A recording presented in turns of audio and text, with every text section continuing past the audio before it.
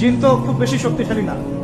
আউযু বিল্লাহি মিনাশ শাইতানির রাজিম পড়লেই চলে যাবে, অথবা আউযু বিকালিমাতিল্লাহি তাম্মাতি মিন শাররি মা খালাক পড়লে চলে যাবে, অথবা বিসমিল্লাহিল্লাযী লা ইয়াদুররু মা ইসমিহি শাইউন ফিল আরদ ওয়ালা ফিস সামা ওয়া হুয়াস সামিউল আলিম পড়লে ইনশাআল্লাহ চলে যাবে।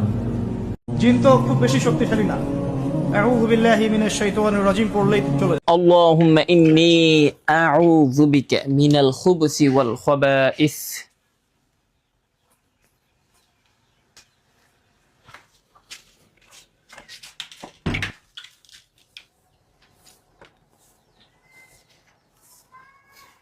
غفرانك الحمد لله الذي أذهب عني الأذى وعافاني. اللهم إني أعوذ بك من الخبث والخبائث.